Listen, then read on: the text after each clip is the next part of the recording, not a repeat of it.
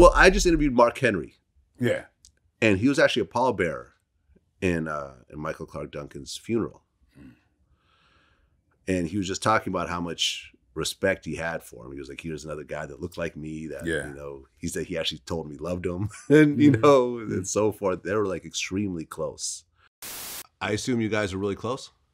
Very close. Whenever I went to LA, I would stay with Michael. He was a big wrestling fan, befriended me, and it was like looking in a mirror. I had never met another man that was so big and burly, that was so damn nice in my life.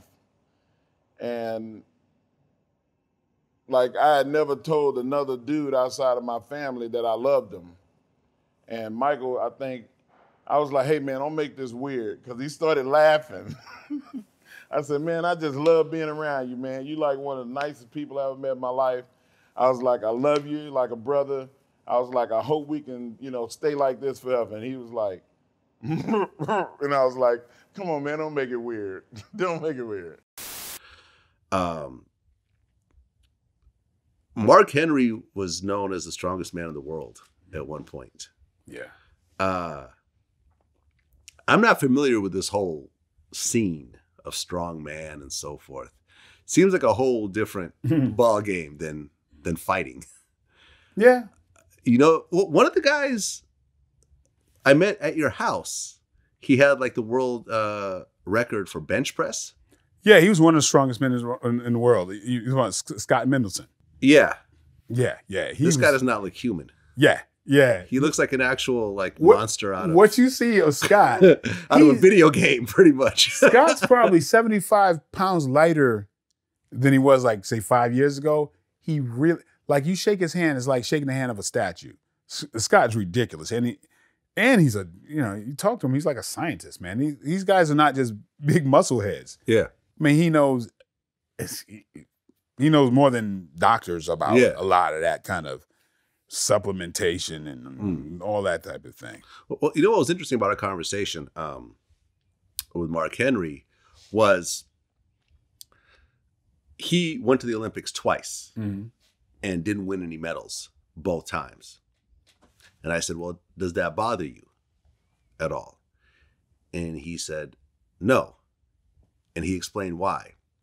Because essentially during the Olympics, all the guys that were winning, like from the Eastern Bloc countries, they're all steroided up.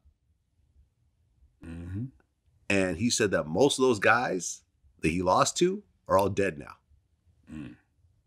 Whereas he always competed in competitions that were drug tested. Right. So he was like the natural champion in a bunch of his competitions. But there's another side.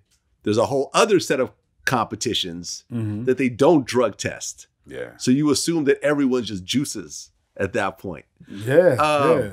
Such a weird world when you really think about it. Like, you're really gonna inject all these steroids and human growth hormone into your body just so you could win a medal. Yeah, bro. And it don't match up. See, like, and they're not even like, these guys aren't millionaires. Like, bro, like I'm telling you that with the stuff I was just talking about, with weightlifting, with bodybuilding, with martial arts, with a lot of that type of stuff, it don't pay. Yeah. It don't pay nearly what you might think. Yeah. And you can win something that says U.S. Open champion, this and that, and whatever. But it's like you and the people that was in the gym only know that.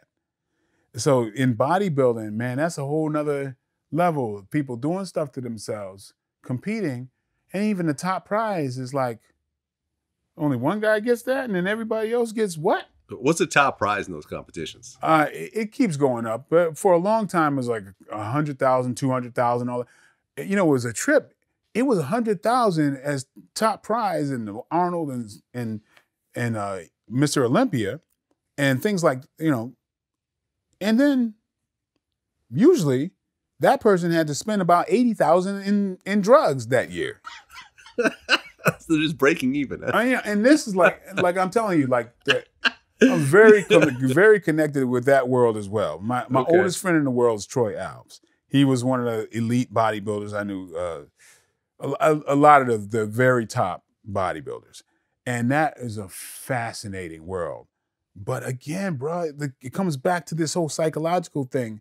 Not saying everybody, but there's a lot of them there to put all the stuff in my body and be big as hell.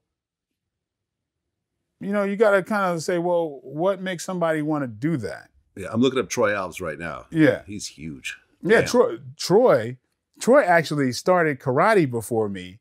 I would go to him, to his class with his brother, right?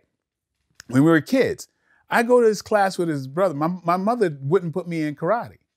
I would watch the class.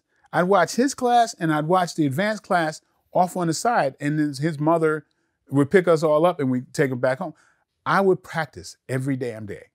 And I got to the point where I would learn, I knew all that he knew and the advanced class. And one day, him and his brother came to me on the sidelines, was asking me what the next move was. And the instructor was like, why does he know? And he's like, well, who taught you? I'm like, no, you did, basically. And he says, show me. And I gave him a little demonstration. And from that point on, he says, you can come here, you're welcome to come here, and you don't have to pay. Mm.